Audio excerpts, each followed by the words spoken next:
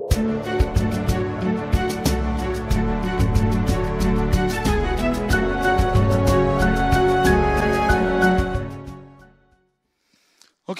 merci Seigneur. Nous sommes dans Exode chapitre 20.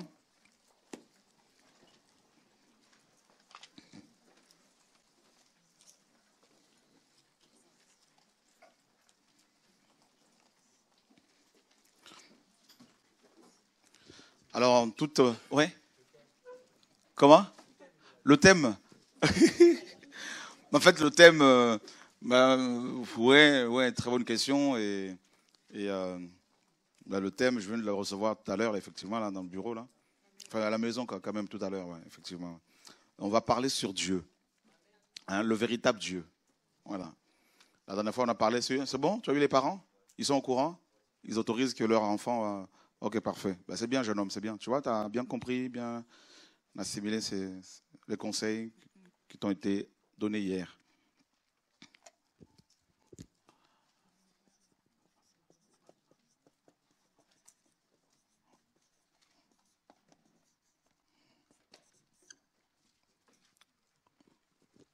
Voilà, on va parler du véritable Dieu. Et pourquoi véritable? Parce que, comme vous le savez, il y a plusieurs dieux. Il y a plusieurs dieux. Et les nations connaissent, les nations, chaque nation a ses divinités. Et il y a un passage justement que le Seigneur vient de me mettre à cœur. Je n'avais même pas prévu de le lire, mais comme le Seigneur nous conduit à sa manière, c'est dans Michée.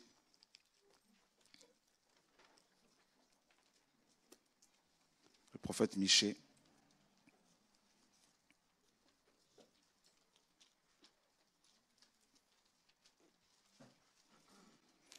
Chapitre 4. Michée chapitre 4. Et le verset 5.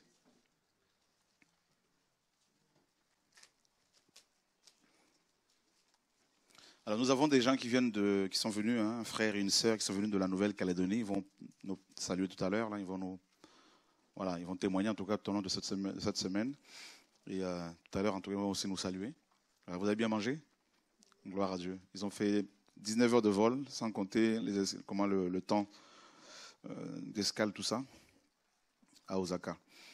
Donc, Michée 4, 5, on nous dit certainement, tous les peuples marchent chacun au nom de son Dieu. Mais nous marchons au nom de Yahweh, notre Dieu, à toujours et à perpétuité. Alléluia, gloire à Dieu. Waouh! Donc, Michée le prophète dit, poussé par l'Esprit bien sûr, que tous les peuples, toutes les nations marchent chaque nation marche au nom de son Dieu ou de ses dieux. Mais il dit, nous qui? Les Hébreux. Parce que Michée c'était un Hébreu. D'accord? Amen. Michée n'était pas juif. Ça peut vous choquer. À quel moment on a commencé à appeler les juifs, à votre avis? Les Hébreux. C'est au retour de l'exil babylonien. D'accord? Voilà. Et n'oubliez pas, juif vient de Juda. D'accord? Ok. Et aussi plus tard, donc c'est quand on dit juif, c'est le judaïsme. Donc voilà, ceux et celles qui croient aux lois mosaïques, mais malheureusement aux lois mosaïques mal interprétées par les pharisiens, tout ça à l'époque. Voilà. Mais sinon, Michée était un Hébreu, ça c'est sûr, descendant d'Abraham, d'Isaac et d'Israël, oui. Donc quand il dit que chaque peuple marche au nom, chaque nation marche au nom de son Dieu, mais nous, les Hébreux, donc eux, les Hébreux, nous, les Hébreux, en parlant de Michée, et marcheront au nom de Yahweh. D'accord? Donc il dit que chaque peuple a son Elohim. Elohim, bien sûr, traduit par Dieu. Ou encore théos. Le grec théos, toujours traduit par Dieu. Alors bien sûr, théos ou Elohim n'ont rien à voir, ne sont pas des noms propres. Ce sont bien sûr des noms, comment dire, génériques et communs qui sont utilisés pour n'importe quelle divinité.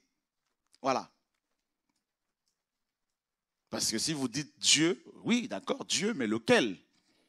Par exemple, chez les hindous, vous en avez combien? 33 millions, pardon. 33 millions. Ah oui, 33 millions de divinités, des dieux. Et Michée est catégorique. Il dit, nous avons le nom de notre Dieu. Voyez? Et son nom, comme vous avez vu, hein, bien sûr, c'est Yahweh. Le tétragramme, que certains ont traduit par Jéhovah.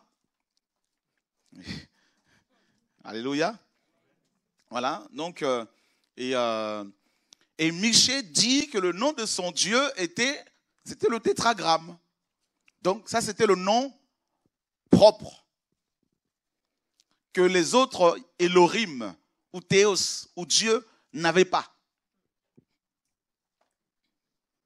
Amen. Donc, on peut dire que Dieu, c'est comme si on disait président. D'accord? C'est comme si on disait, si tu dis, imagine les présidents, il y en a plusieurs. Président de la France, président de telle région, président de tel club, tout ça. Mais si tu dis, tu cries président, mais lequel va répondre? Parce que, voilà, il y en a plusieurs.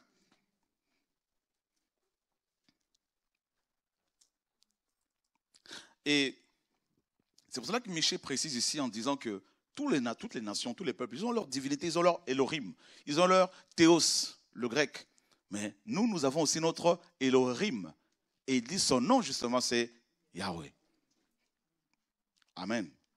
Donc, c'est important ce passage, le Seigneur vraiment voulait que je le partage avec vous, d'abord, pour introduire, pour confirmer que les Écritures nous disent effectivement que les nations ont leur divinité aussi. Voilà.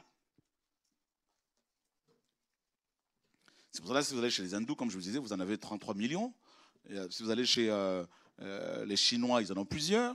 Vous allez chez les Grecs, par exemple, ils en ont plusieurs. Citez-moi 2 ou 3 noms des divinités grecques, par exemple. Zeus, Athéna, très bien. Aphrodite, Apollon, n'est-ce pas? Il y en a plusieurs. Diane, Artémise, tout ça. Et chez les Romains, ils en avaient plusieurs aussi, les Romains, des divinités. Junon, qui a donné juin, qui a donné plus loin Monet. Vous avez, bien sûr, Zeus, aussi, ou Jupiter, voilà. Vous avez Mars, vous avez Pluton, le dieu du monde inférieur, ou encore l'enfer, Pluton. Vous avez Vénus, donc les planètes en fait. Ben oui. Vous avez aussi le Janvier, Janus. Hein? Vous avez Mars, vous avez... voilà, il y en a plusieurs comme ça. Ils en avaient plusieurs. Donc imaginez un peu, parmi ces divinités aussi, vous avez aussi des hommes qui étaient bien sûr divinisés, comme les Césars, comme chez les Grecs, chez les Égyptiens. Ben, vous avez Pharaon aussi, les pharaons aussi qui étaient des divinités, certains se prenaient pour des dieux. Et ben, vous avez aussi des trimurtis ou des triades ou des trinités. D'accord? Eh ben, chez les hindous, à part les 33 millions de divinités qu'ils ont, mais ils en ont 3 principales divinités, hein, ce qu'on appelle les trimurtis ou triades, ou encore Trinité. Et eh ben, vous avez chez les hindous, par exemple, vous avez Brahma, vous avez Vishnu, quelque chose comme ça, vous avez Krishna, voilà. Et chez les Égyptiens, vous avez Osiris, Isis et Horus. Il y en a plusieurs d'autres, hein, attention. Mais ce sont les trois divinités principales chez eux. Et vous avez chez les Carthageois, pardon, hein, en Afrique du Nord, à Tunis, vous avez Baal, par exemple, et vous avez Téni, tout ça. Il y a une troisième divinité que j'ai oubliée. En fait, vous en avez partout comme ça à chaque fois.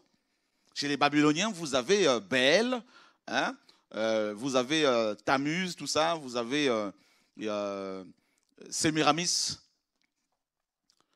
Donc, à chaque fois, à la tête de chaque panthéon, vous avez des triades. Voilà, comme ça. Et bien avant le polythéisme, tout ça, il y avait un seul Dieu. Un seul Dieu, bien sûr, qui a tout créé. Parce que ces autres dieux, ce sont d'abord les anges qui sont devenus des démons. D'accord? Mais avant tout ça, avant la chute, avant que Satan ne soit créé, les anges ne soient créés, Dieu était tout seul, il a toujours été là. Il n'a pas eu de début, commencement de vie, ni fin de vie. On est d'accord? Donc c'était voilà, le monothéisme, tout ça pur et dur. Donc Dieu était le seul véritable Dieu. Mais quand il a créé les anges, Satan, comme vous le savez, a entraîné plusieurs anges dans sa rébellion, donc un tiers d'anges, et ces anges sont devenus des démons. D'accord? Des démons. Et ces démons se font passer pour des dieux. Vous voyez? C'est pour cela que ces démons sont devenus les Zeus, les Artémis, tout ça, Aphrodite, les Krishnu, machin, c'est Vishnu. Ce sont à la base des esprits impurs, des démons. Quand Satan a tenté l'homme, plutôt la femme, il a dit quoi? Dieu sait que le jour où vous mangerez ce fruit, vous serez comme Dieu. Ah. Donc lui-même, il a voulu prendre la place de Dieu. Donc il a voulu être Dieu. Et il est devenu le Dieu de ce siècle ou de cet âge. La parole le dit.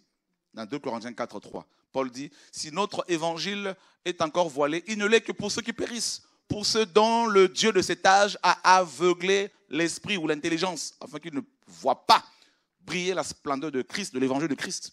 Quelle est la gloire de Dieu. Donc vous voyez bien que Satan est, à part le Dieu Tout-Puissant, le véritable Dieu, Yahweh, et on verra plus tard Jésus-Christ, le seul véritable Dieu est le seul et l'unique. Pas trois, pas la Trinité, là, ça, comme vous le savez, c'est la sorcellerie, la haute sorcellerie, la magie, c'est un mélange de plusieurs, n'est-ce pas, coutumes et traditions purement humaines. Et voilà. À part tout ça, donc Jésus c'est le véritable Dieu, on le verra. Mais là, à part Dieu, le Tout-Puissant, eh bien, Satan se positionne juste en dessous. Et il est devenu le Dieu de cet âge. Nous sommes dans 2 Corinthiens, on va le lire ce passage parce que c'est quand même important. Donc vous avez déjà vu que les nations ont chacune leur divinité. La parole le dit, le prophète Michée le dit. Et c'est pour cela qu'il faut savoir quelles sont les divinités, le nom de divinités que les nations invoquent. Hein? C'est important parce que aux Antilles, vous avez aussi les divinités, en Haïti, tout ça. En Haïti, par exemple, vous allez voir le vaudou. Donc il y a plusieurs divinités comme ça. Nous sommes dans 2 Corinthiens, chapitre 4, le verset 3. Paul dit ceci. Si notre évangile est encore voilé, il ne l'est que pour ceux qui périssent. Verset 4. Pour les incrédules, dont le Dieu de cet âge a aveuglé l'entendement, afin qu'ils ne soient pas éclairés par la lumière de l'évangile de la gloire de Christ, lequel est l'image de Dieu. Ça, c'est terrible. Donc, vous voyez bien que Satan dit, j'espère que ça vous intéresse tout ça, hein, parce que moi-même, je suis enseignant en même temps, donc voilà. Satan est présenté comme le Dieu de cet âge. Alors, à votre avis, quel âge? On a parlé des âges. L'âge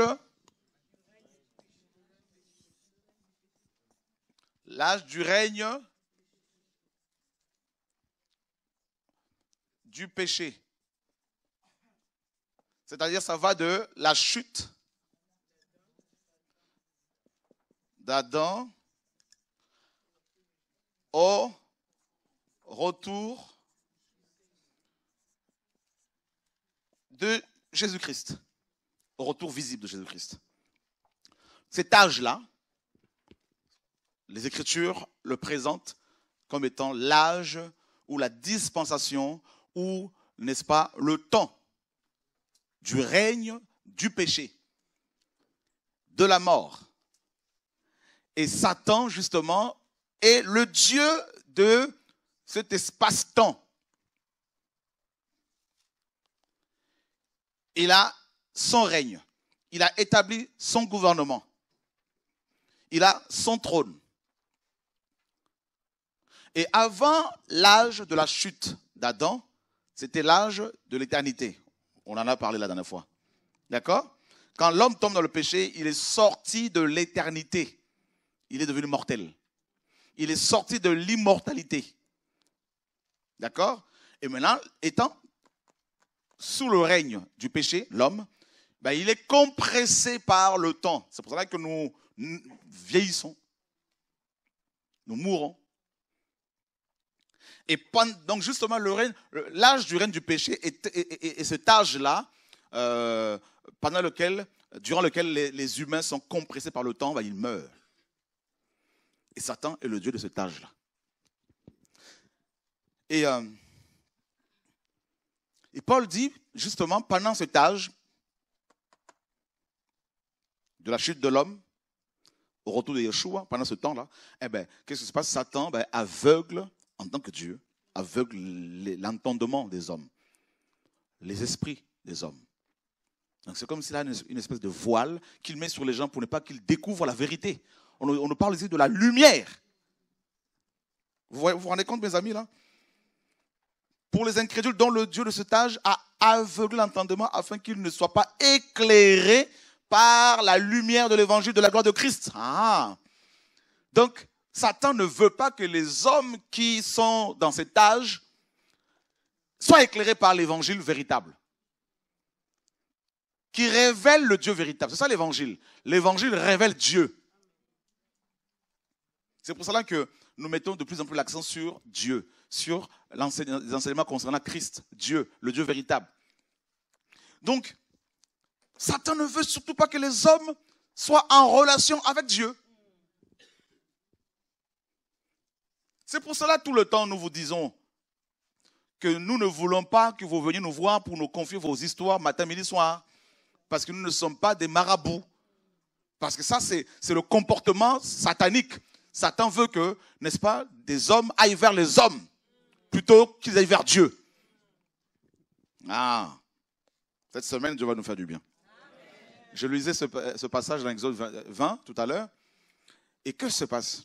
Dans Exode 20, plus loin vers le verset 18 là-bas, on nous dit que le peuple voyait, le peuple apercevait des tonnerres. Donc, malheureusement, le verbe apercevoir ici, voir, apercevoir, considérer, ce verbe a été traduit, mal traduit par Ségon, parce qu'il a dit, le peuple entendait des tonnerres. C'est vrai que sur le plan humain, on va plutôt dire, j'entends des coups de tonnerre, plutôt que de voir.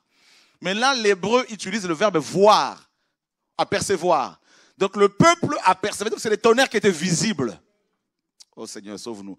Il faut pas être, les théologiens, ils veulent tout analyser, ils veulent... c'est une parole qui est spirituelle, qui est esprit. Vous allez dire à quelqu'un, les tonnerres, on peut les voir, il va dire, mais t'es fou. Mais la Bible dit qu'on peut les voir. En fait, c'est Dieu qui dit dans sa parole. Amen.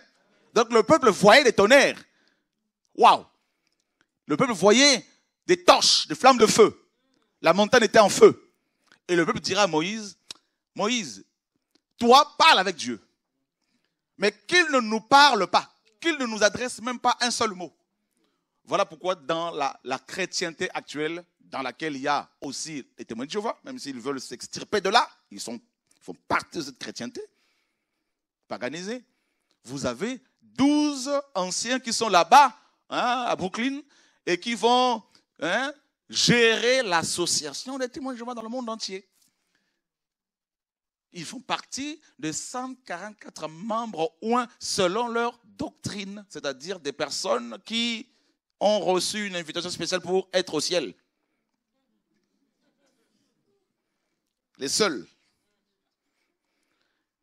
Et c'est eux qui dictent tout, qui font tout, qui font les enseignements, et leurs enseignements sont... Enfin, bref, en gros, vous voyez, les gens n'ont pas de relation directe avec le Seigneur. On dit il faut passer par les anciens. Là. En fait, c'est le cléricalisme, le sacerdotalisme, la médiation humaine. Vous voyez, ça c'est comme ça que Satan opère. Et c'est ce qui se passe dans nos églises également. Il y a beaucoup d'églises. Les gens veulent à tout prix un pasteur.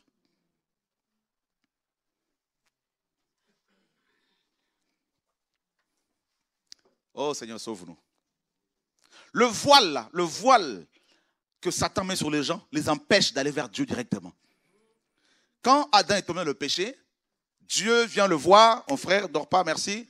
Dieu l'appelle. Parce qu'on est à l'école, il faut vraiment être veillé. Il faut veiller parce que quand quelqu'un dort, le Seigneur me dit, regarde là-bas. Là. Et Dieu vient voir Adam. Il lui dit, Adam, où es-tu? Adam dit, j'ai entendu ta voix, mais j'ai eu peur. J'ai eu peur. Ah, donc la peur éloigne les gens de la présence du Seigneur. Le péché. Parce que le péché amène la peur, avoir peur de Dieu. Vous voyez, c'est pas normal ça. Non.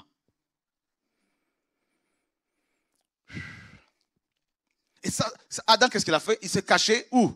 Dans les arbres. Donc dans un jardin, cette forêt-là, il s'est caché là-dedans. Et plus tard, ça c'est pas mon enseignement, mais juste des petites parenthèses que j'ouvre comme ça, je ferme rapidement. Plus tard, on nous dit que les arbres là, représentent les hommes. Donc la religion, vous voyez, les gens préfèrent les hommes. Ils préfèrent se cacher dans les arbres, les hommes. Ils ne veulent pas s'exposer à Dieu, aller vers Dieu. Ils préfèrent les hommes. C'est ça le voile. On dit aux gens, allez vers Dieu. Allez vers Dieu. Exposez à Dieu vos problèmes. Non, nous on veut le frère. On veut quand est-ce que tu vas... Mais quand est-ce que tu vas... Mais frère, on n'est plus là. On est dans un temps où il faut connaître le véritable Dieu. C'est ça le message en fait. Qui est Dieu? Parce que notre identité dépend de la révélation que nous avons de ce Dieu. Parce que de cette révélation découle notre identité et notre position dans ce royaume. Parce que celui qui ne connaît pas Dieu, celui qui ne sait pas qui est Dieu, mais comment voulez-vous qu'il sache qui il est? Donc beaucoup de gens se disent chrétiens, mais alors ils sont comme des personnes nées sous X. Ils ne connaissent pas leur Dieu. C'est pour cela que ces personnes ne connaissent pas leur identité. Elles ne savent pas qui elles sont.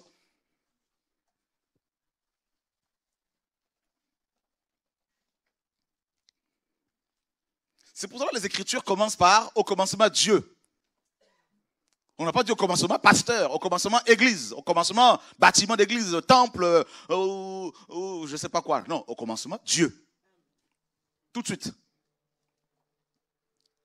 Au commencement était la parole. La parole était tournée vers Dieu. Et Dieu était la parole. Vous voyez, c'est toujours au commencement là. C'est Dieu qui se présente d'abord. Il est le premier, il doit être le premier en tout. Amen. Et Satan aveugle les hommes. Mais ce voile.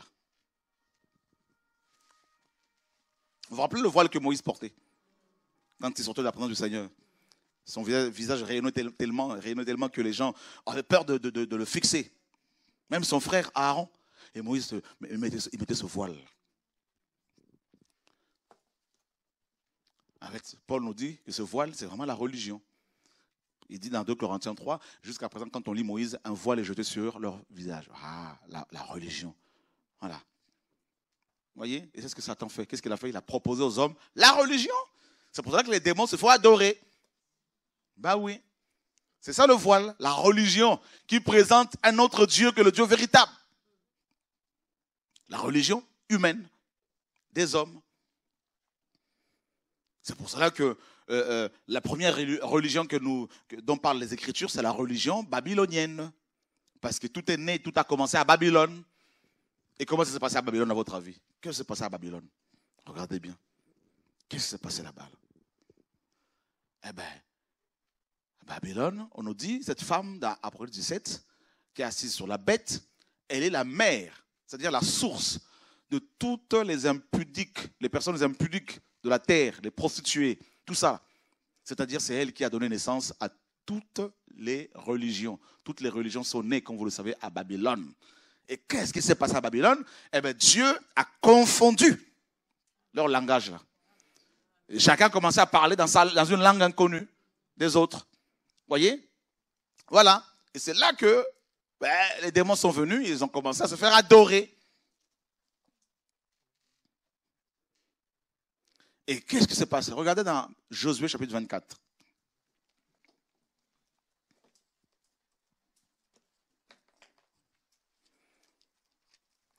Donc, on ne peut pas parler du Dieu véritable sans parler des faux dieux. Josué chapitre 24. Qu'est-ce que Dieu dit à ce prophète? Nous lisons à partir du verset 2. Et Josué dit à tout le peuple, ainsi parle Yahweh, le Dieu d'Israël. Vos pères, Térak, père d'Abraham et père de Nacor, ont anciennement habité de l'autre côté du fleuve où ils servaient d'autres dieux. C'est-à-dire d'autres Elohim. Dieu utilise ce nom-là, Elohim, pour parler d'autres dieux. Parce que notre Dieu, notre Elohim à nous, était conscient qu'il y avait d'autres Elohim, d'autres dieux. Et il dit qu'il a pris Abraham, le père de la foi, de l'autre côté du fleuve. C'est-à-dire, de quel pays? La Mésopotamie ou encore la Babylonie. Il a pris. En fait, quand il a dispersé les habitants, quand il a confondu le langage des hommes de Babylone, dans Genèse 11, et on nous dit que parmi ces hommes qui ont été dispersés, il y en a un que Dieu va appeler, donc c'est Abraham, et Dieu lui dit, quitte ta patrie, quitte ton pays, et va dans un pays que je te montrerai. D'accord? Et pourquoi Dieu lui a demandé de quitter sa patrie? Eh bien, Josué le dit ici, c'est parce que Térak et les parents d'Abraham, d'autres parents d'Abraham, oncles, tout ça, tantes, servaient d'autres dieux. C'est pour cela, dans Exode 20, Dieu dit, je suis Elohim, Yahweh ton Elohim. Tu n'auras pas d'autre Dieu devant ma face. Tu ne te prosterneras pas devant les images taillées et tu ne les serviras pas. Parce que, justement, les gens de la Mésopotamie, tout ça, Mésopotamie, adoraient d'autres dieux. C'est-à-dire, toutes ces divinités ont commencé à être adorées à Babylone. C'est pour cela, mes amis, l'esprit de Babylone opère encore aujourd'hui. Dans les assemblées, dans la chrétienté actuelle. Ceux qui disent que Jésus-Christ n'est pas Dieu, eh bien, ils ont un autre Dieu. Ben oui. Parce que vous allez voir que, comme vous le savez, il est le Dieu véritable. Donc, si vous reconnaissez, vous dites qu'il n'est pas Dieu, c'est que vous avez des démons que vous adorez. Voilà. Et ceux qui disent qu'il n'est pas le Père, c'est la même chose. C'est qu'ils ont un autre Père, le Père du mensonge. Alléluia. Ça, vous l'avez déjà vu. Parce que si Jésus n'est pas le Père, ça poserait un problème. Il est à la fois homme et, bien sûr, Dieu. Et comme il y a un seul Dieu, et la parole nous dit que le Dieu véritable est en même temps Père. Et comme vous le savez, mais en même temps, la parole nous dit que la femme de l'agneau, c'est une ville. La Jérusalem céleste. C'est écrit, non? Et Paul dit que la Jérusalem céleste est notre mère. Donc, si la nouvelle Jérusalem est notre mère et qu'elle est en même temps la femme de l'agneau, donc, mes amis, l'analogie est facile à faire. Donc, Jésus est le Père. Voilà, notre Père. Amen. Voilà. Maintenant, Dieu, mes amis, dit par Josué que j'ai demandé à Abraham, votre père, de sortir d'un pays où il y avait la religion, une religion polythéiste. Donc, je lui demande de quitter cette religion. En fait, Dieu a dit à Abraham, quand il lui a dit de quitter son pays, sa nation, sa famille, sa patrie, en fait, il lui disait en même temps de quitter sa religion. C'est ce qu'il faut comprendre. Ben oui. Parce que la religion babylonienne, religion polythéiste, était la religion d'État officielle de la Babylonie. Vous comprenez? Parce que la vision du Dieu un, unique, avait été perdue. Les gens, à cause d'Adam et Ève, de sa chute, mais les humains n'avaient plus la vision du Dieu véritable, à part quelques personnes à qui Dieu s'était révélé, comme Noé, comme Enoch. Mais sinon, la majorité des habitants de la terre à cette époque étaient devenus polythéistes. Parce que ces démons sont venus, ils se sont présentés, voilà. C'est nous. Ils ont commencé à être adorés. Donc, regardez bien. Donc, Abraham sort d'un pays idolâtre. Il va avoir des enfants. Donc, Ismaël et Isaac. Isaac a eu Jacob. Jacob a eu 12 princes et une fille, Dina, qu'on néglige souvent. Et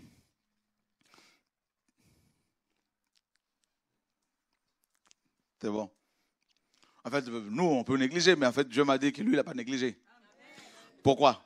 Parce qu'il a caché, parce que l'église était un mystère.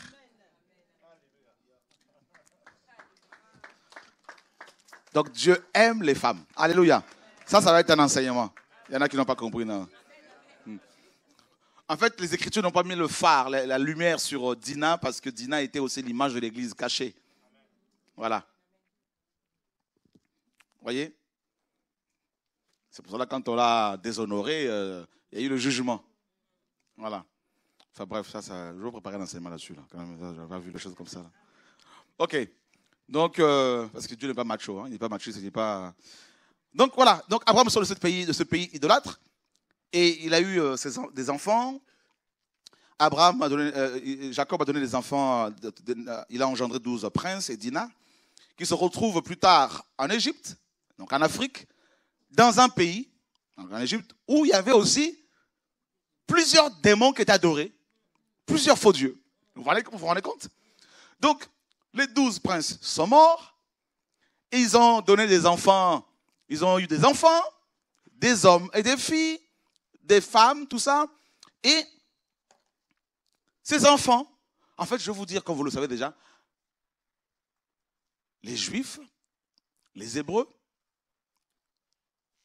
ont des racines aussi africaines, donc égyptiennes. Et il se trouve que l'Égypte avait plusieurs dieux, plusieurs divinités, dont une triade. On en a parlé. Isis, Osiris et Horus. Donc, l'ancêtre de ce peuple, Abraham, était né dans un pays idolâtre. Dieu le sort de là pour le délivrer de ses esprits. Il lui révèle la vraie foi, parce qu'il est devenu le père de la foi. Amen. Ses enfants, à lui, se retrouvent de nouveau dans un pays idolâtre. Vous voyez? Alors, de nouveau, Dieu va en Égypte par Moïse. Et il dit, une autre sortie. En fait, il y a eu plusieurs sorties. D'où l'Exode, le livre Exode, sortie, délivrance. D'où la Pâque. Alléluia. D'où le sang. Alléluia. Vous voyez? Donc, de nouveau, il faut sortir. En fait, nous sommes un peuple qui passe son temps à sortir. Hier, pentecôtiste, baptiste, témoin de Jéhovah, on sort de plus en plus. Pourquoi? Parce que la lumière de plus en plus nous éclaire. Alléluia. Jesus Christ. Et on se dit, mais comment ça se fait que je n'ai pas pu voir ça? Bah oui, tu avais un voile. Voyez? Dieu envoie Moïse. Moïse arrive en Égypte. Donc d'abord lui-même il est né en Égypte. Il croyait certainement à toutes ces divinités, parce qu'il était prince. Et qu'est-ce que Dieu va faire? Dieu dit, bon, je vais me servir de cet homme pour libérer mon peuple, mais d'abord, je vais commencer par le libérer lui. Il le sort de l'Égypte, il va utiliser 40 autres années pour le débarrasser de 40 ans de formatage. Donc à l'âge de 80 ans, il était déjà bien brisé, libéré de l'Égypte. Maintenant, Dieu lui dit, va libérer mon peuple. Mais avec quoi? Avec un bâton. Il n'y a pas de souci. Vas-y. Alléluia. Et qu'est-ce que se passe? Moïse pose la question à Dieu. Bon, je vais aller voir les enfants d'Israël. Je vais leur dire dans Exode 3 que votre Dieu m'envoie vers vous. Mais s'ils me disent, quel est son nom? Parce que nous ici, on a plusieurs divinités. En fait, si vous parlez l'hébreu, vous verrez que Moïse disait à Dieu ceci. En fait, tu me dis, je veux parler juste d'Elohim, tu me dis d'aller dire aux enfants d'Israël que votre Elohim m'a parlé. Que je viens vous libérer de vos Elohim là.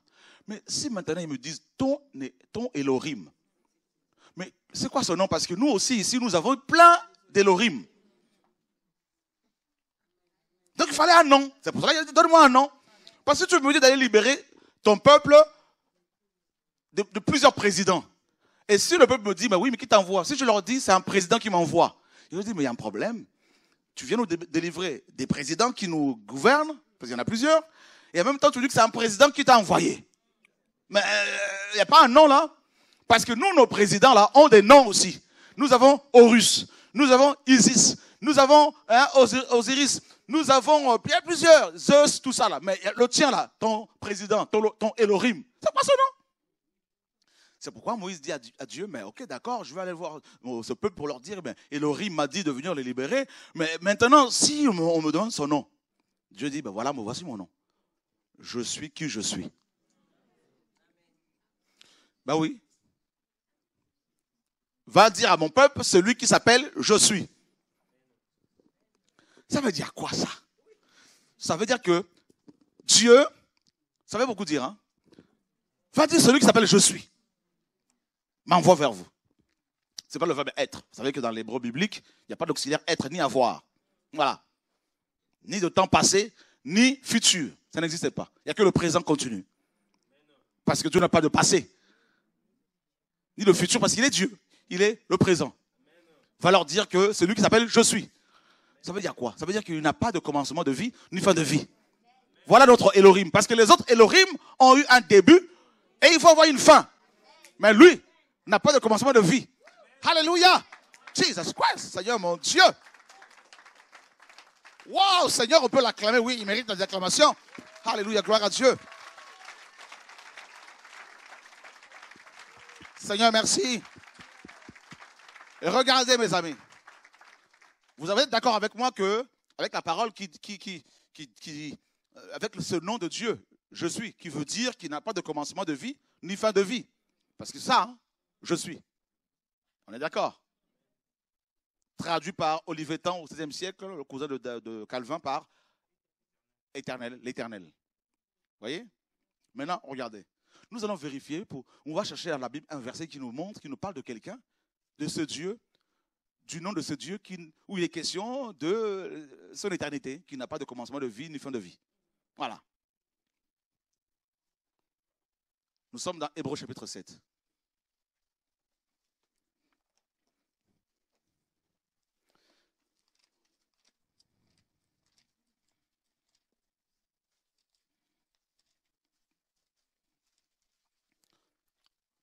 En effet, ce Melchisédek était roi de Salem et prêtre du Dieu très haut. Il alla au-devant d'Abraham lorsqu'il revenait de la défaite des rois et il le bénit, et auquel Abraham donna pour sa part la dîme de tout. Son nom signifie premièrement roi de justice, puis il est roi de Salem, c'est-à-dire roi de paix. Lisons le verset 3 à haute voix tous ensemble, s'il vous plaît. Il est sans père, sans mère, sans généalogie, n'ayant ni commencement de jour, ni fin de vie. Mais il est rendu semblable au Fils de Dieu. Il demeure prêtre haut. Alléluia. Donc Jésus, en tant que Dieu, Jésus n'a pas de père. En tant que Dieu, il n'a pas de père. En tant que Dieu, il n'a pas de mère. En tant que Dieu, il n'a pas de commencement de jour. Hein? En tant que Dieu, il n'a pas de fin de jour, de vie. Vous vous rendez compte? Donc en fait, Jésus est « je suis ». Voilà pourquoi il disait, avant qu'Abraham fût, je suis. Vous vous rendez compte? Et je suis veut dire aussi ceci. Je suis veut dire aussi qu'il n'est jamais en retard. Parce que c'est le présent. Je suis veut dire que quand Satan t'attaque, il croit que, que Dieu va venir intervenir. Mais le problème, c'est que Dieu est déjà là. Vous comprenez? Quand la maladie vient t'embêter, les mauvaises nouvelles, sache que je suis est là. C'est ce qu'il faut comprendre. C'est nous chrétiens, nous n'avons pas un Dieu, le Dieu qui est toujours là.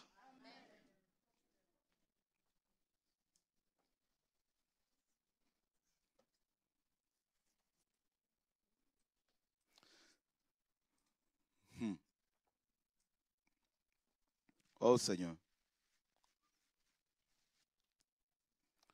Il envoie les apôtres prêcher la parole, tout ça. Et ils reviennent avec une grande joie en disant, Seigneur, les démons même nous sont soumis en ton nom. Il dit, je voyais Satan tomber comme un éclair. Il dit, je voyais. Il était où pour voir tout ça? Il est Dieu. Il était là.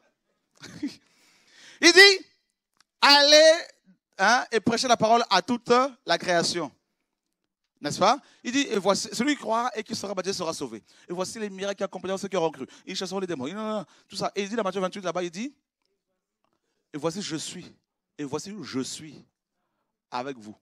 Et voici je suis. Il n'a pas dit, le Dieu en haut là-bas sera avec vous. Il dit, et voici je suis avec vous. Tous les jours, jusqu'à la fin. Attends, non, c'est pas. Jusqu'à l'achèvement de l'âge du péché. Vous comprenez pourquoi? Donc pendant l'âge du péché, pendant le règne du Dieu de cet âge-là, le je suis est avec nous jusqu'à la fin de cet âge-là. Dites-moi, Jésus dit que c'est lui qui est le je suis avec ses envoyés. Mes amis, écoutez bien. S'il n'est pas le Dieu Tout-Puissant, ça posera un problème. Parce que Dieu Tout-Puissant veut dire quoi? Tout-Puissant veut dire il peut tout. On est d'accord? Quelqu'un qui est capable d'être partout en même temps, il est tout puissant. Parce qu'il est omniprésent. Vous comprenez? Nous sommes à Évry. Il est 20h10. Nous prions Jésus, nous invoquons Jésus-Christ, il se manifeste ici. Vous allez en Australie. Les gens là-bas prient Jésus-Christ, il est là-bas aussi. Dites-moi maintenant là. Mais par contre, vous ne verrez pas l'ange Gabriel être à la fois à Évry et, mes amis, nous sommes à Évry ici. Hein? D'accord? Vous ne verrez pas l'ange Gabriel être à la fois à Évry ici et en même temps être non, pas en Afrique. Ça, c'est trop loin. À 300 mètres d'ici. Si l'ange Gabriel est dans cette salle, au 24, il ne pourra pas y être en même temps. Parce qu'il n'est pas omniprésent. Mais Jésus, lui, l'ange Gabriel ne peut pas être à la fois au 24 et au 26 et au 24 parce qu'il est une créature. Mais Jésus n'est pas une créature. Jésus est Dieu Tout-Puissant. C'est pour cela qu'il dit, je suis avec vous tous les jours. Il n'a pas dit de temps à autre, il n'a pas dit le lundi, je serai avec les Français, mardi avec les Congolais, mercredi avec les Antillais. Il dit tous les jours, je suis avec vous. Juste ça doit fermer la bouche à ceux qui ne croient pas que Jésus est Dieu.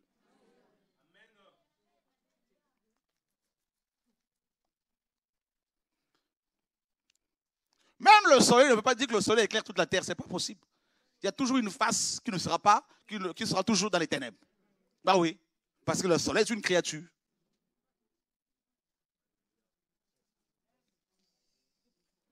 Mais la lumière de Yeshua, quand elle va éclairer la terre, lors du jugement, toute la terre sera éclairée.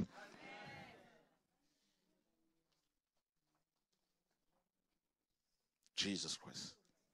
Jesus Christ. C'est lui qu'il faut révéler aux frères et sœurs. C'est lui qu'il faut élever. C'est lui qu'il faut... Parce que... Jesus Christ. Une créature qui va dire qui de vous peut me convaincre du péché? Une créature peut parler comme ça? Non.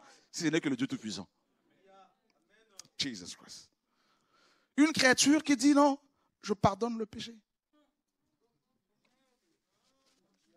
Posez-moi la question, pourquoi les Juifs, les pharisiens étaient choqués quand Christ a pardonné les péchés de cet homme? Pourquoi? C'est ça, non? Vous savez pourquoi? Parce que Michée 7, 19 à 20, ce passage-là, on va le lire rapidement. Là, je suis en train d'être excité. Là. Quelqu'un avec le micro va nous lire Michée 7, 19 à 20. Vous allez comprendre pourquoi. Oh Seigneur Jésus-Christ, sauve-nous. Oui. Quelqu'un l'a trouvé? Oui, la sœur. Ok, quelqu'un qui... Oui, la sœur là-bas au fond.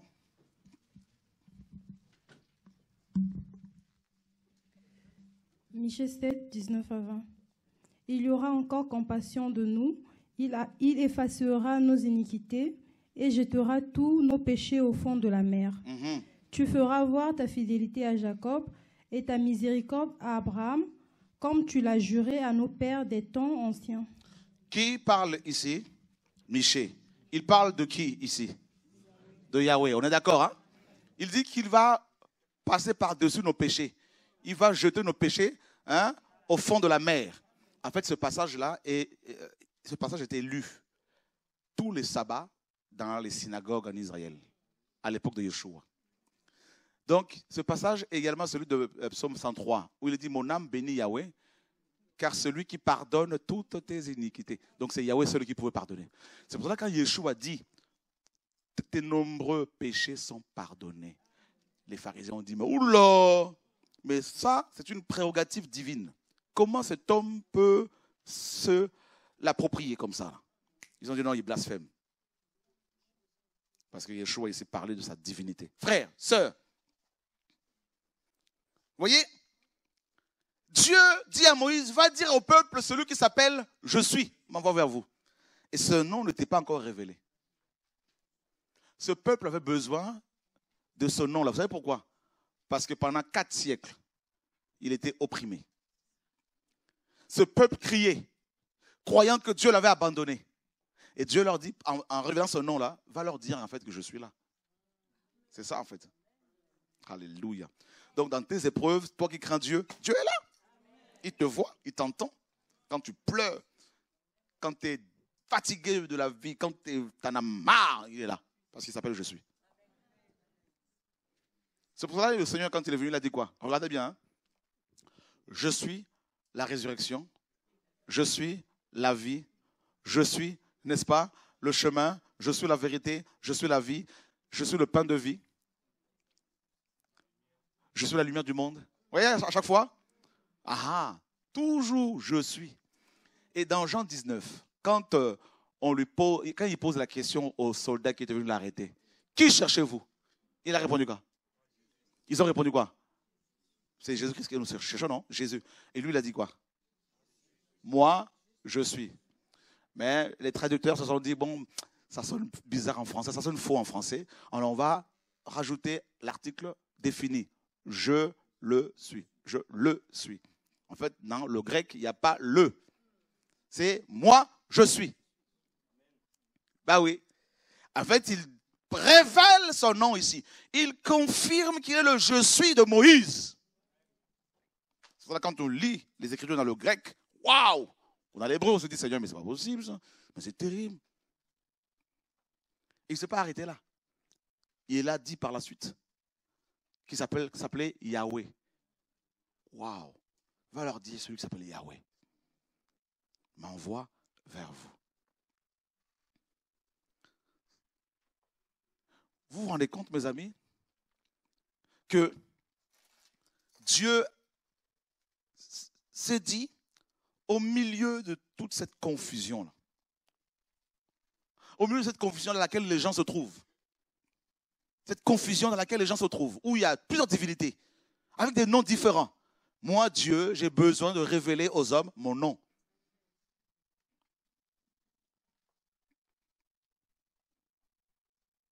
Criez seulement apôtre. Qui va répondre? Voilà. Il faut dire apôtre Paul, apôtre Pierre, l'apôtre Jacques, l'apôtre Intel, le nom. Et chez les Hébreux, chaque nom avait une signification. comme chez beaucoup d'autres peuples. Par exemple, en Afrique, quand on donne le nom à un enfant, ce nom-là signifie toujours quelque chose. Comme mon nom, par exemple, signifie d'où viens-tu? C'est ça. Vous voyez? C'est terrible, hein? Bon, je ne vous dirai pas pourquoi. Et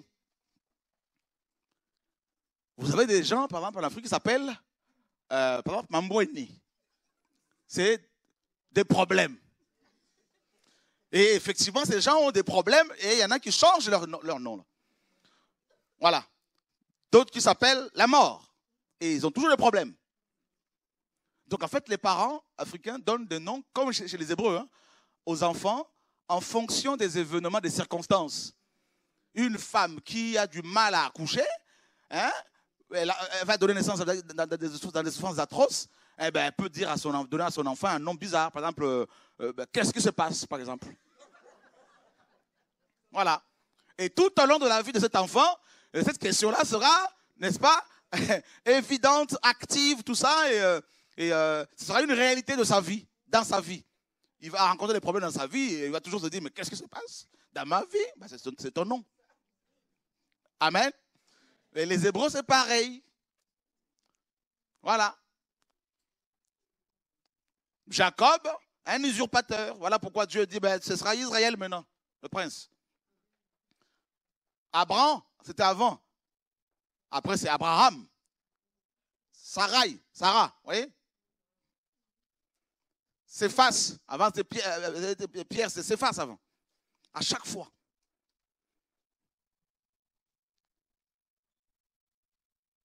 Aujourd'hui, les Jean-Paul, ça signifie quoi? Mais dans la Bible, ce n'est pas pareil. Donc c'est pour ça que le nom de Dieu est un nom très très particulier. Parce que son nom révèle en même temps son caractère, sa grandeur, sa majesté. Vous voyez? C'est terrible. Le Dieu véritable. Et nous sommes dans Jean 17.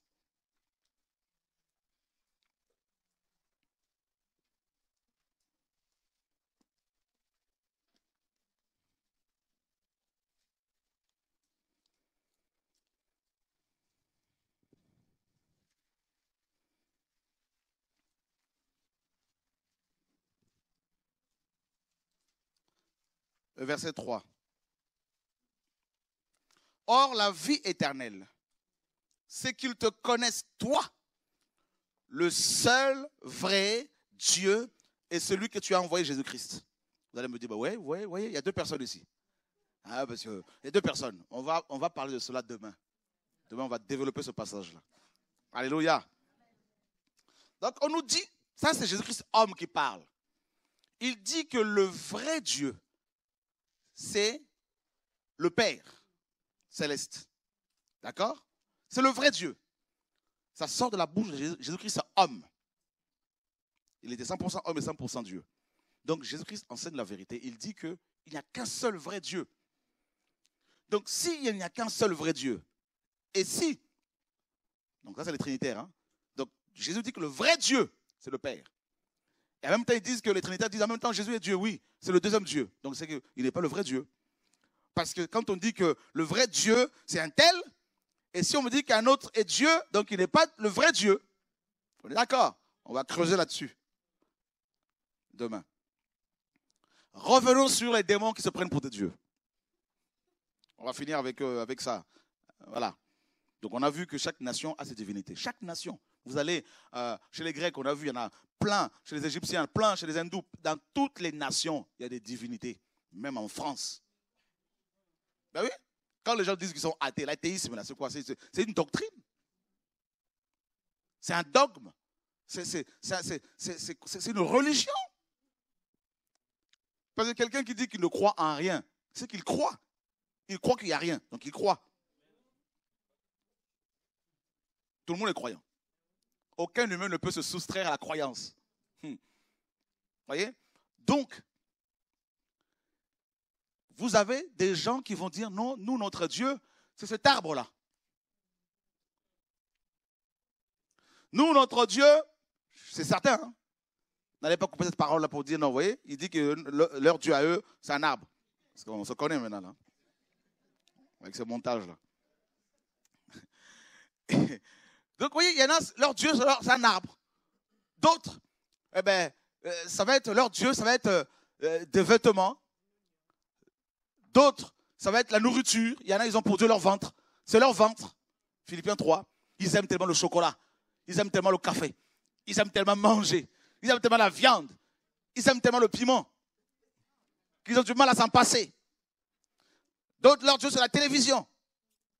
Donc, vous voyez, hein, tous les hommes sont appelés à adorer. Ah oui. Il y en a, ils adorent le vrai Dieu, d'autres le faux. D'autres encore, leur Dieu, c'est le sexe. Ils ont du mal à se passer du sexe. Même s'ils sont mariés. Il y a une addiction. Alléluia. D'autres, leur Dieu, ah ben, c'est leurs parents, leurs enfants. La danse. Voyez? Le matériel. Et Dieu dit, voilà, il y a tous ces dieux, toutes ces divinités. Regardez ce que Paul dit dans Acte 17.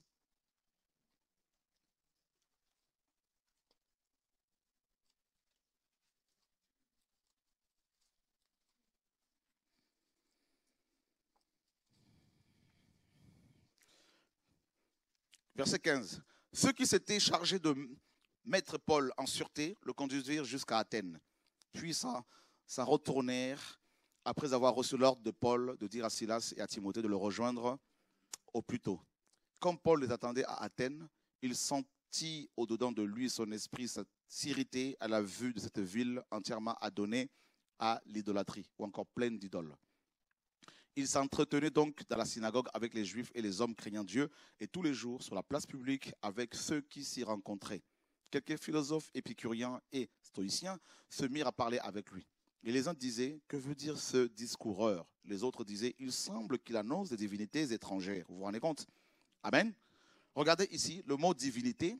Vous savez ce que ça veut dire? Le mot divinité ici a été traduit ailleurs par démon. En fait, les Grecs, ici, là, les Grecs, hein, qui ne priaient pas le véritable Dieu, quand Paul a commencé à leur prêcher le véritable Dieu, Yeshua, hein, les Grecs ont dit, il annonce, il parle des démons, comme nos démons à nous. Ils reconnaissaient eux-mêmes que leur Dieu était des démons. C'est terrible, hein? En fait, dans les Écritures, quand vous lisez que Jésus-Christ a chassé les démons, c'est le même terme grec traduit ici par divinité. Vous vous rendez compte, mes amis? Ça sort de la bouche des Grecs. Ils reconnaissent qu'ils adoraient des démons. Mais ils pensaient que ces démons étaient de véritables dieux. C'est pour cela que je vous dis que, mes amis, les anges qui ont suivi Satan sont devenus des démons, qui sont devenus des démons et adorés comme des dieux dans les nations. Et il continue.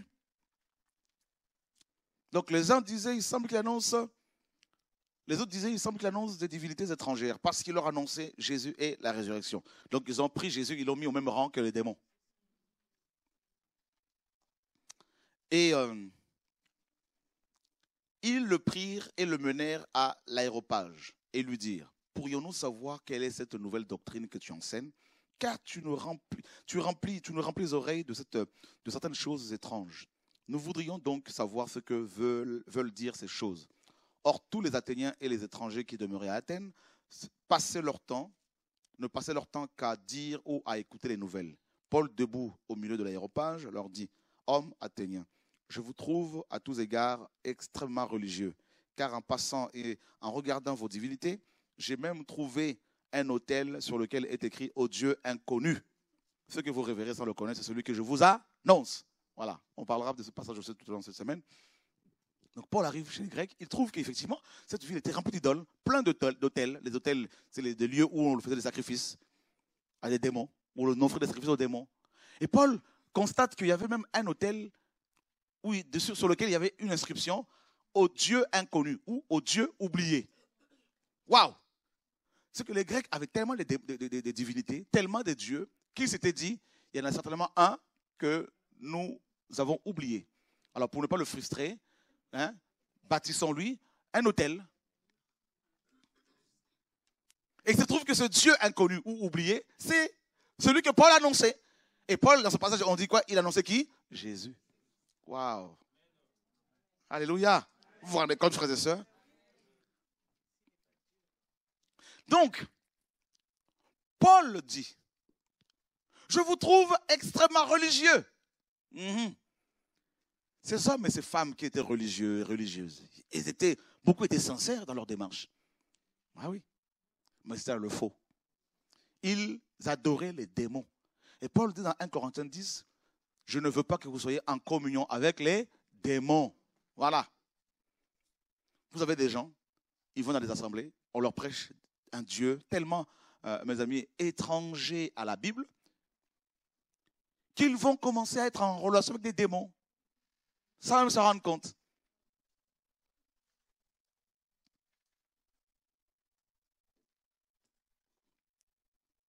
Et c'est pour cela qu'il faut un message pur, un message biblique qui révèle le Dieu véritable aux hommes afin que ces derniers soient en relation avec lui.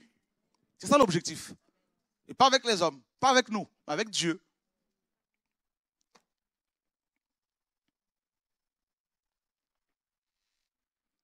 Donc, vous vous rendez compte que les Hébreux ont un père, donc Abraham, né dans un pays idolâtre, de Mésopotamie. Dieu le sort de là. Ensuite, ses descendants se retrouvent en Égypte pendant 4 siècles, dans un pays aussi idolâtre, avec plusieurs divinités. Dieu délivre ce peuple. Et qu'est-ce que Dieu va faire? Dieu dit à ce peuple, dans le désert, eh bien, vous allez prendre possession d'un pays idolâtre, où il y a plusieurs divinités. Donc, le pays de Canaan. Vous vous rendez compte quand même, c'est un cycle terrible. Hein? Donc, ils naissent dans un pays idolâtre. Dieu les délivre de là. Ils se retrouvent à Canaan, dans un pays aussi idolâtre. Et quand ils sont arrivés là-bas, vous allez voir qu'ils vont abandonner Dieu pour servir les idoles. On finit avec un verset. Seigneur, sauve-nous. Juge.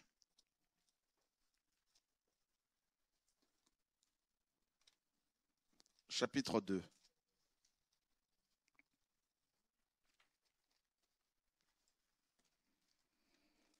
Verset 10. Toute cette génération fut recueillie auprès de ses pères, puis se leva après elle une autre génération qui ne connaissait pas Yahweh ni les œuvres qu'il avait faites en faveur d'Israël. Les enfants d'Israël firent alors ce qui est mal aux yeux de Yahweh, et ils servirent les Baals. Et ils abandonnèrent Yahweh, le Dieu de leur père, qui les avait fait sortir du pays d'Égypte. Et ils allèrent après d'autres dieux, d'après les dieux des peuples qui les entouraient. Et ils se prosternèrent devant eux, irritant ainsi Yahweh. Ils abandonnèrent Yahweh, donc Yahweh, et servirent Baal et les Astartés. Waouh, Seigneur. C'est terrible, hein? Bah ouais, c'est exactement ce qui se passe. Le christianisme actuel, la chrétienté actuelle a abandonné le message apostolique basé sur le Dieu la croyance d'un seul Dieu, un Dieu unique, un Dieu un, le monothéisme pur, pour accepter, embrasser, n'est-ce pas, des doctrines telles que la Trinité, telles que la doctrine d'Arius qui dit que Jésus-Christ est une créature. Voilà. Jusqu'à dire, chez certains, par certains, que Jésus-Christ est l'archange Michael, donc c'est une créature. Ah, carrément, mes amis, là c'est terrible ça. Bah oui, vous voyez. Donc, et ces chrétiens qui abandonnent la foi dans le Dieu véritable pour, n'est-ce pas, s'attacher aux hommes, aux pasteurs, aux prêtres, aux lieux, aux bâtiments, et à l'argent, parce que c'est aussi une divinité, à la richesse de ce monde, oubliant ainsi le culte du véritable Dieu. Donc l'histoire se répète. Nous sommes, comme les Hébreux, nés dans des pays basés sur l'idolâtrie. Le culte de l'argent, le culte de l'homme, le culte de la personnalité, le culte de... Enfin, tous ces cultes démoniaques impies. Jésus-Christ est venu nous sortir de là. Et malheureusement, beaucoup sont repartis encore dans ces pratiques idolâtres. L'apostasie, l'abandon de la foi. Et c'est pour ça qu'il faut l'évangile véritable, basé sur le Dieu véritable. Cette lumière qui nous permet de retourner vers le Dieu véritable, d'être de nouveau en relation avec lui, de lui exposer d'abord à lui nos problèmes.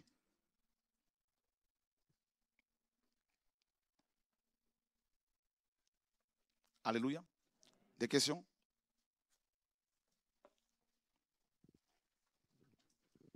Il y a beaucoup de choses à dire sur... Donc demain, on va développer Jean 17, si Dieu permet. Mais en tout cas, on va parler encore d'autres démons là, qui sont adorés dans les nations, dans les assemblées, tout ça. Et ces démons qui sont à la base de la paganisation des églises, de la musique dite soi-disant chrétienne, mais qui est paganisée, vendue, tout ça ici et là, des concerts, enfin bref. Voilà, ces esprits qui règnent, qui travaillent au sein des familles. Voilà. C'est pour cela qu'au sein de ces ténèbres, nous avons besoin du Dieu véritable. Amen. Que Dieu soit béni. Donc, on se retrouve demain. Seigneur, merci pour ta parole, merci pour ton évangile, merci pour la lumière de la parole qui nous guérit, qui nous sauve. Au nom de Yeshua, notre Seigneur et Sauveur. Merci pour mes frères et sœurs, papa. Alléluia. Gloire à Dieu. Gloire à Dieu. Nous avons des frères, on va prendre le micro là, des frères qui sont venus un frère et une sœur qui sont venus de la Nouvelle-Calédonie. Et vous savez que si Dieu permet, on va faire un tour là-bas. Bonsoir. Oui, bonsoir. Ça va? Très bien, merci. Là, tu peux venir avec nous là. Vous pouvez venir, vous lever ou te lever là où tu es pour nous dire un peu d'où tu viens et dire aux frères et sœurs qui ne te connaissent pas forcément. Alors, bonsoir, je me présente. Je m'appelle Léa. Je viens de la Nouvelle-Calédonie et nous sommes arrivés vendredi après 19 heures de vol. Et Dieu est à l'origine de notre déplacement de la Nouvelle-Calédonie à ici. Et ce soir, je tiens particulièrement à remercier le Seigneur. Je suis toujours émue parce que le corps de Christ, c'est un corps qui est saint. Et je rends grâce pour ce privilège que Dieu nous a accordé, à frère Christophe et moi, d'être ici parmi vous et d'être avec vous, en communion avec vous, en communion des esprits, des saints. Et c'est pour vous partager un peu que ce déplacement a été parsemé de beaucoup d'épreuves, parce que c'était un départ qui n'était pas prévu, parce que quand c'est selon Dieu, eh ben on s'étonne. Et Dieu m'a vraiment particulièrement bien étonné, parce que je n'avais pas prévu, c'était par la foi. Il faut y aller comme ça. Parce qu'on voyait de la Nouvelle-Calédonie, on voyait la gloire de Dieu, la révélation de Yeshua, aussi par l'émission TV de vie. Nous voyons aussi l'émission TV de vie, qui est une grâce pour nous, à l'extrémité de la terre, de pouvoir recevoir aussi la révélation de Jésus-Christ. Et c'est la raison pour laquelle nous sommes ici, avec vous. Amen. Gloire à Dieu. Merci. Gloire à Dieu. Et frère, ça va? Dieu est bon. Oui, voilà, bonjour. Voilà, la salle a tout dit. Mais... Voilà, je me présente Christophe. Et voilà, là, le Saint-Esprit dirigé. Mais voilà, comme dit la sœur Léa, elle a tout dit concernant nous. Parce que notre présence ici, c'est Dieu qui est à l'origine. Synonyme, je suis. Amen. Que Dieu soit béni. Amen. Soyez les bienvenus en tout cas. Merci. Alors, on se retrouve demain à partir de 19h. Que le Seigneur soit béni.